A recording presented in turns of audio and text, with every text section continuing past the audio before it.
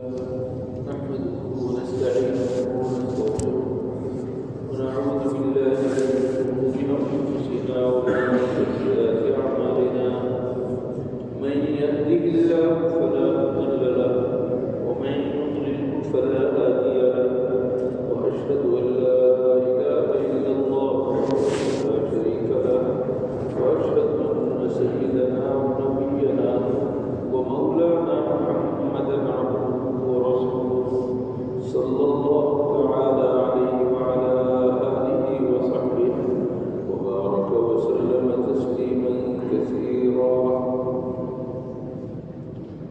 أما بعد فأعوذ بالله من الشيطان الرجيم. بسم الله الرحمن الرحيم. يا أيها الذين آمنوا اتقوا الله حق تقاته ولا تموتن إلا وأنتم مسلمون. يا أيها الناس اتقوا ربكم الذي خلقكم من نفس واحدة وخلق منها زوجها وبث منهما رجالا كثيرا ونساء واتقوا الله الذي تساءلون به والأرحام إن الله كان عليكم رقيبا. يا أيها الذين آمنوا اتقوا الله وقولوا قولا سديدا يصلح لكم أعمالكم ويغفر لكم ذنوبكم ومن يطع الله ورسوله فقد فاز فوزا عظيما. وقال رسول الله صلى الله عليه وسلم وأتزوج النساء فمن رغب عن سنتي فليس مني. صدق الله مولانا العظيم وصدق رسوله النبي الكريم ونحن على ذلك من الشاهدين والشاكرين والحمد لله رب العالمين. بزرگان محترم اور برادران عزیز، نکاح کے موقع پر آپ تمام حضرات نے خطبہ نکاح سنا. اس کے اندر 3 آیتیں عام طور پر پڑھی جاتی ہیں جو ابھی میں نے آپ کے سامنے پڑھی. ان 3 آیتوں کے اندر پیغام کیا ہے اس کا خلاصہ تھوڑا سا میں آپ کے سامنے رکھنا چاہتا ہوں. اللہ تعالیٰ میرے دل کے اندر بھی اخلاص پیدا فرمائے، صحیح طور پر آپ کے سامنے رکھنے کی توفیق عطا فرمائے اور ہم سب کو قرآن کریم پر حضور اکرم صلی اللہ علیہ وسلم کی تعلیمات اور ہدایات پر عمل کرنے کی توفیق عطا فرمائے. 3 آیتیں ہیں. ان تینوں آیتوں کا مرکزی مضمون تقویٰ ہے. یا ایھا الذین آمنوا اتقوا اللہ حق تقاته، جس قدر ڈرنے کا حق ہے اس طرح ڈرو. اور دوسری آیت میں بھی فرمایا یا ایھا الناس اتقوا ربکم الذی خلقکم من نفس واحدہ، ایک جان سے، ایک شخص سے اللہ تعالیٰ نے تمہیں پیدا کیا، اس رب سے ڈرو. اور پھر تیسری آیت میں بھی یہی ڈرنے کی بات ہے یا ایھا الذین آمنوا اتقوا اللہ، اللہ سے ڈرو اور درست بات کرو. شادی کا موقع ہے، شادی شاد سے نکلا ہے. شاد خوش آدمی کو کہتے ہیں، شادی خوشی کو کہتے ہیں، سبھی جانتے ہیں. شادی کے موقع پر سب کے چہروں پر بشاشت ہوتی ہے، خوشی ہوتی ہے. اس خوشی کے موقع پر سوچنے کی بات ہے. اللہ تعالیٰ فرما رہے ہیں ڈرو ڈرو ڈرو. آخر یہ ڈراوے کیوں دیے جا رہے ہیں؟ یہ ڈرنے کی بات کیوں ہو رہی ہے؟ سوچنے کی بات ہے، بہت زیادہ سوچنے کی بات ہے، غور کرنے کی بات ہے، سمجھنے کی بات ہے. اللہ جل شانہ ہمیں زندگی کا قرینہ بتا رہے ہیں کہ دیکھیے اس نظام زندگی کو اللہ جل شانہ نے برقرار رکھا ہے نکاح کے ذریعے سے. نکاح نہ ہو تو جانور اور درندے تو ہو سکتے ہیں، باقی ہر جگہ فساد ہی فساد ہوگا نکاح اگر نہ ہو. اسی نکاح کے ذریعے سے توالد و تناسل کا سلسلہ جاری ہے اور حق حلال کی اولاد طریقے سے اس نکاح کے حصول کے لیے، اس نکاح کے لیے اللہ کے نشانوں نے خوشی کے موقع پر بھی ڈرنے کا حکم دیا ہے۔ اس کا مطلب ہے کہ معاملہ بہت اہم، حد سے زیادہ اہم، معمول سے زیادہ بڑھ کر اہم۔ ہمیں بھی اس اہمیت کو سمجھنے کی ضرورت ہے کہ ایسے موقع پر اللہ سے ڈرنے کے لیے کیوں کہا۔ کس قدر آسانی کے ساتھ ایک لڑکے اور لڑکی کا نکاح ہو گیا اور ہم نے رخصت بھی کر دیا لڑکی کو اور لڑکا رخصت کر کے لے گیا، ایک زندگی شروع ہو گئی۔ اب یہ تنہائی کی زندگی ہے، دو فرد کی تنہائی کی زندگی ہے۔ اس زندگی کے اندر کس طریقے سے زندگی گزر رہی ہے میاں بیوی کے علاوہ مخلوق میں سے کسی کو نہیں معلوم۔ ایک بچی جس کو ماں باپ نے پال پوس کر بڑی ہو گئی اور اب اس کو جو ہے دوسروں کے ہاتھ میں دے دیا۔ سب کو معلوم ہے جو لڑکیوں کے والدین ہیں اور دل گردے والے ہیں وہ سمجھتے ہیں کہ کس طریقے سے لڑکیوں کو رخصت کیا جاتا ہے، معمولی بات نہیں۔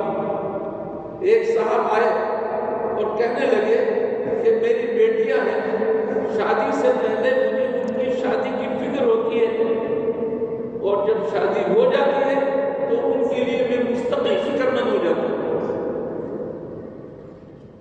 بچیوں کے والد کا حال یہ ہوتا ہے،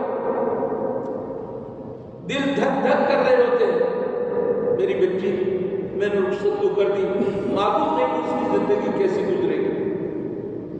آپ نے سب کچھ دیکھ بھال کر کیا، اس کے باوجود کوئی گارنٹی نہیں ہے کہ زندگی کیسی گزرے گی۔ حق ادا ہوگا یا نہیں لڑکے کی طرف سے، حق ادا ہوگا یا نہیں لڑکی کی طرف سے، کوئی بھی گارنٹی نہیں دے سکتا۔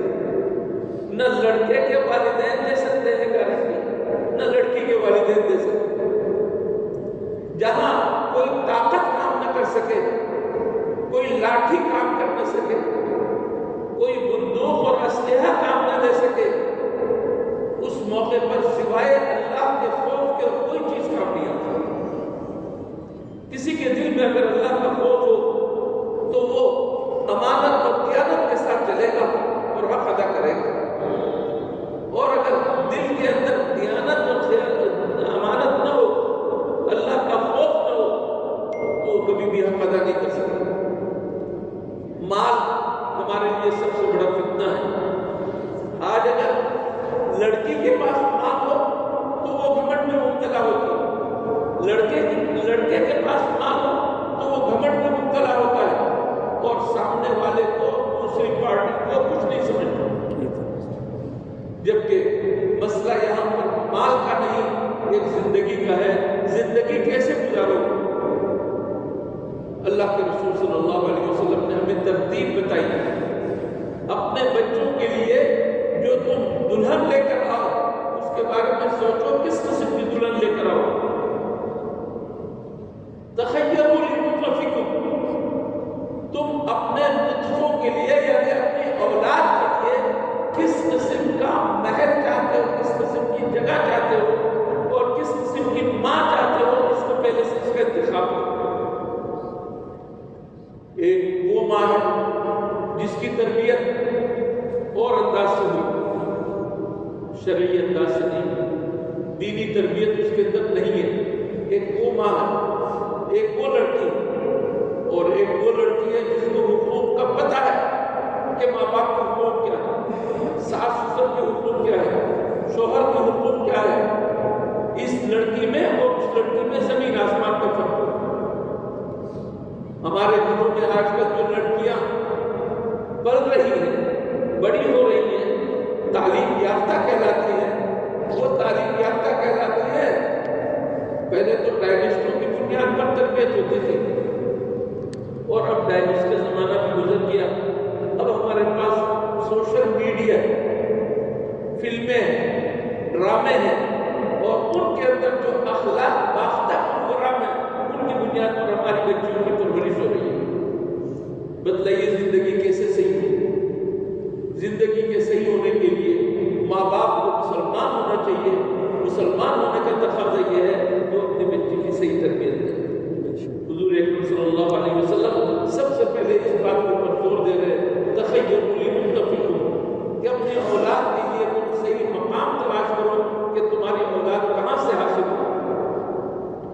بچی کا تم نے انتخاب کر لیا اور بچہ پیدا ہو گیا، اس بچے کے بارے میں ڈھولکی اور ڈھولک بجانے کے بجائے اس بچے کے بارے میں اللہ کی طرف رجوع کرو، دعا کرو، یہ بچہ صحیح اولاد کرے۔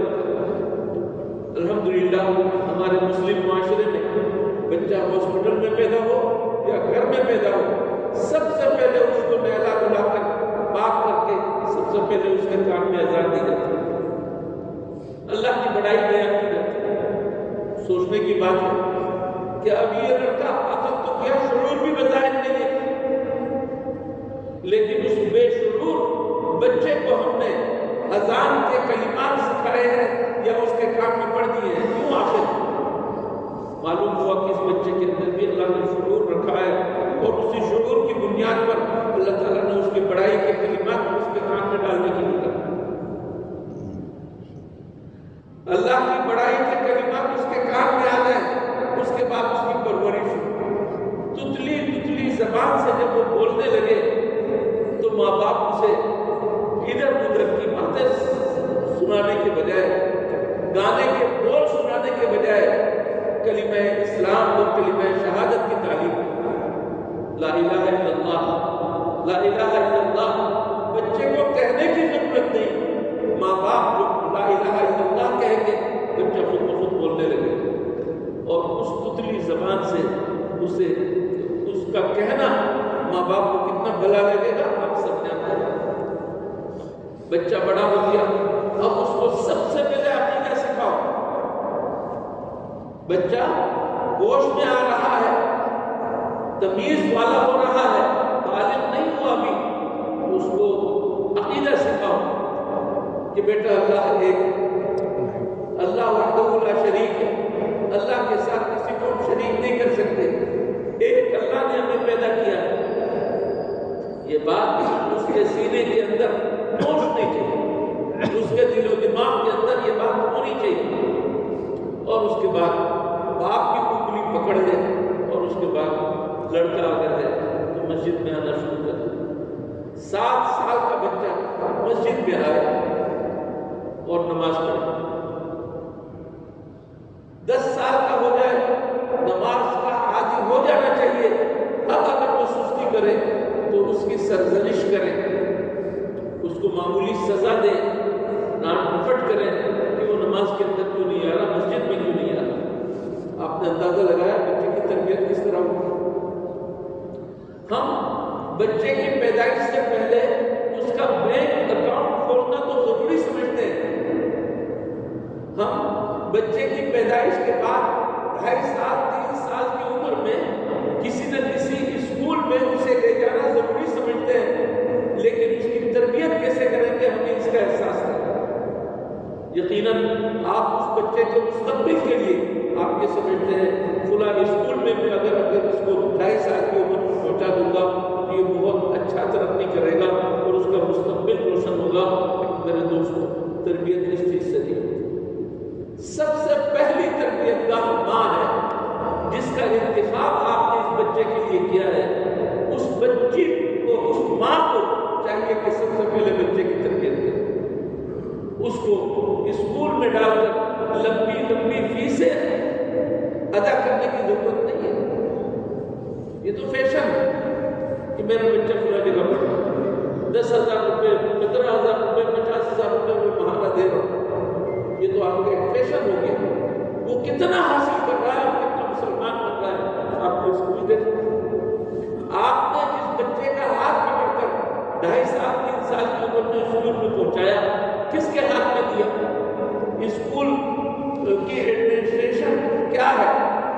چند عورتیں، اور عورتیں بھی بے پردہ، عورتیں بھی میک اپ زدہ، عورتیں بھی اللہ اور اللہ کے رسول کے نام سے بیگانہ۔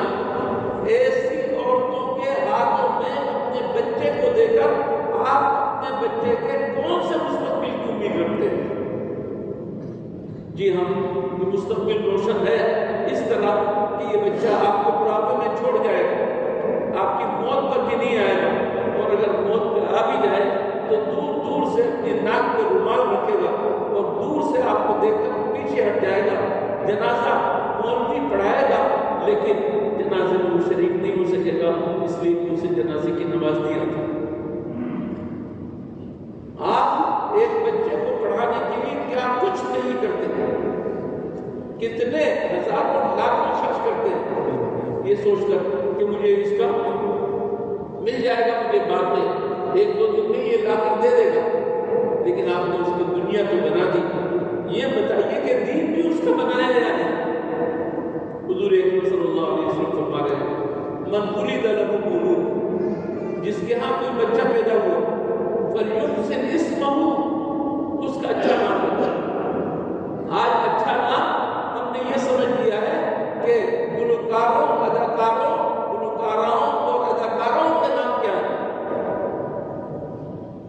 اور بڑے بڑے ستارے اور اسٹارز ان کے نام کیا ہے، ہم ان کو ڈھونڈ کر نام رکھتے ہیں۔ اللہ، تو میرے دوستوں، حضور اکرم صلی اللہ علیہ وسلم فرما رہے ہیں سب سے پہلے ان کا نام اچھا رکھو۔ اللہ کے نزدیک سب سے اچھا نام عبداللہ، عبد الرحمن، اللہ کے نزدیک سب سے پیاری مخلوق ہے۔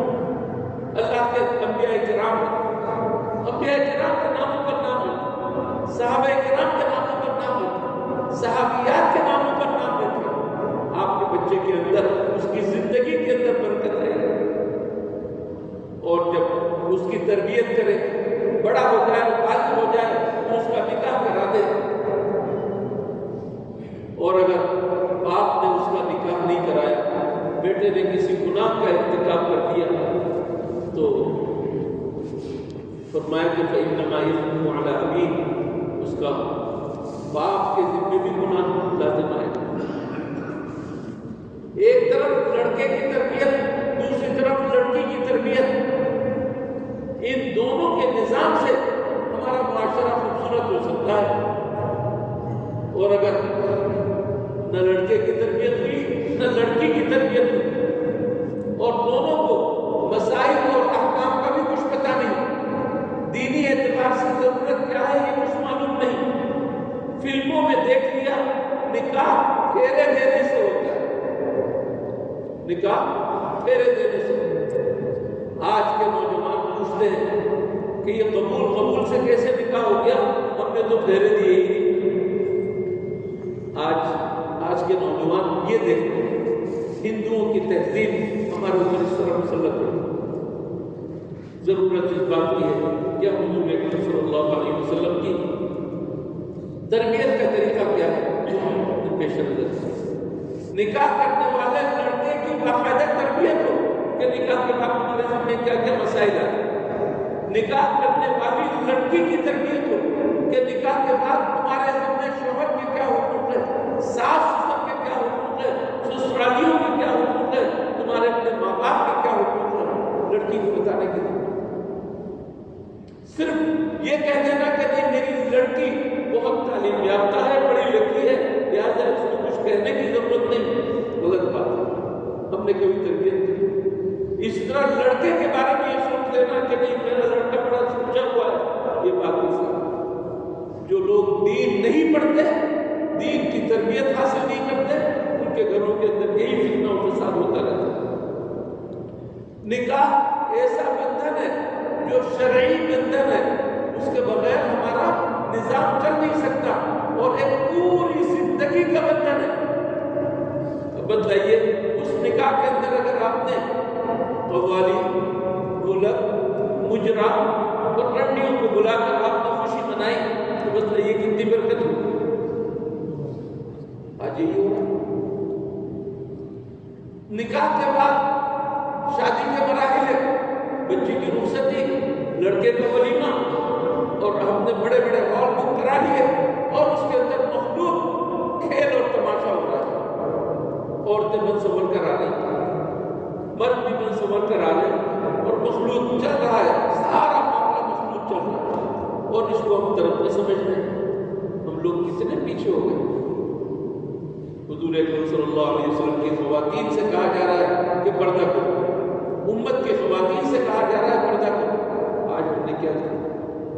میرے دوستوں، ایک اور بات کہہ کر میں ختم کرتا ہوں حضور اکرم صلی اللہ علیہ وسلم آپ کو معلوم ہے غیر معمولی تھے یا نہیں؟ حضور اکرم صلی اللہ علیہ وسلم کی شخصیت غیر معمولی تھی. حضور اکرم صلی اللہ علیہ وسلم معمول سے ہٹ کر تھے، لیکن اس کے باوجود آپ نے اپنے غیر معمولی پن کا اظہار نہیں کیا. معمولی بن کر رہے ہیں اور ہر چیز کے اندر آسانی رکھا ہے، ہر چیز کے اندر آسانی رکھا ہے. نکاح جس کو ہم نے آج ہوا بنا دیا، اس کی حقیقت کیا ہے؟ والدین سرپرست آپس میں مل بیٹھ کر طے کرتے ہیں، میری بیٹی آپ کا بیٹا، آپ کا بیٹا میری بیٹی، ہم آپس میں طے کرتے ہیں، بات طے ہو گئی، نکاح کریں. بیٹی کے ماں باپ کے اوپر ایک دھیلا نہیں ہے، بیٹی کے ماں باپ کے اوپر ایک سوئی نہیں ہے، اور بیٹی کے گھر میں بیٹی کے ماں باپ کے گھر میں کسی قسم کا کوئی کھانا نہیں ہے.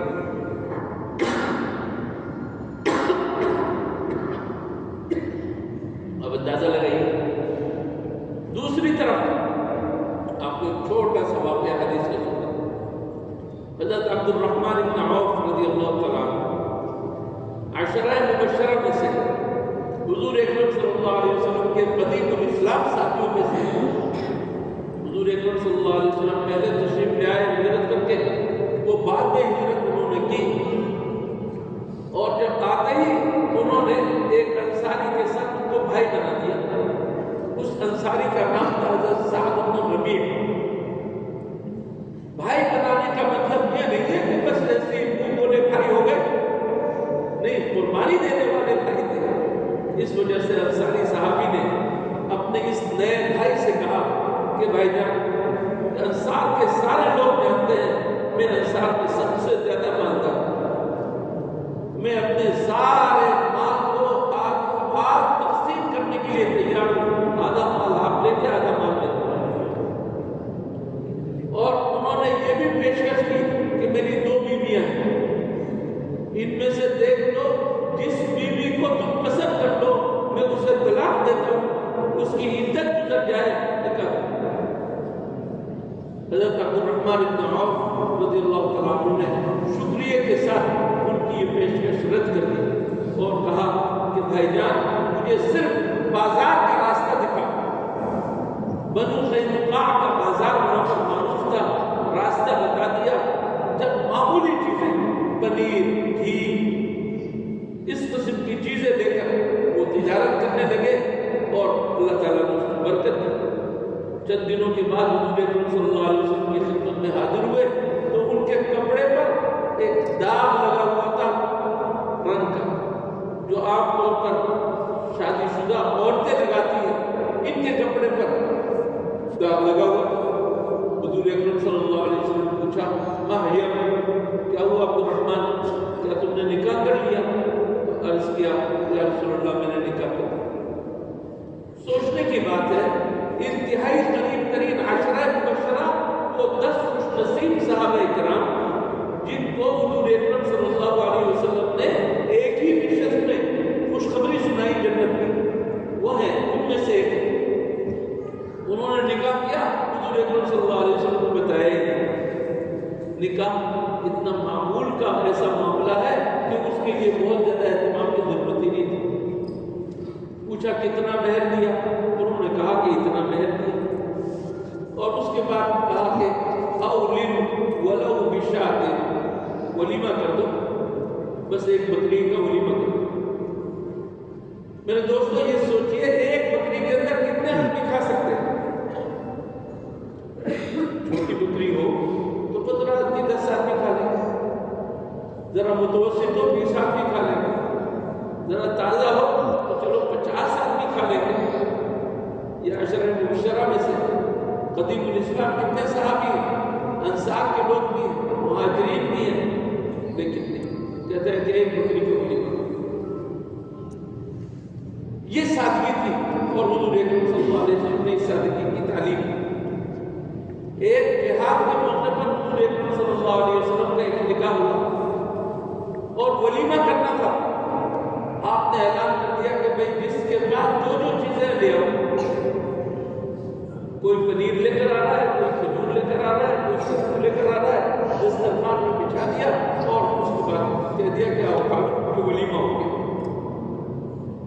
آسان کرنے کی ضرورت ہے۔ حضور اکرم صلی اللہ علیہ وسلم نے غیر معمولی پن کا اظہار نہیں کیا، معمول کے اندر لانے کی کوشش کی۔ ہم نے اپنے اوپر اتنا سوال کر لیا، آج بچے کی شادی ایک عام غریب آدمی سوچ بھی نہیں سکتا، کمر دوہری ہو جاتی ہے، پوری زندگی کام کر کرتے، لیکن بچی کا جہیز جمع کرنا ممکن نہیں۔ یہ سب کیوں؟ اس لیے کہ اللہ نے ایک کام کو آسان کیا، ہم نے اس کو مشکل بنانا شروع۔ بہرحال ہمیں حق موقع پر حضور اکرم صلی اللہ علیہ وسلم کے نمونے کو سامنے رکھنا چاہیے، اور اس آپ کے طور طریقوں کو، آپ کی تعلیمات کو پیش نظر رکھنا چاہیے۔ اسی کے اندر عافیت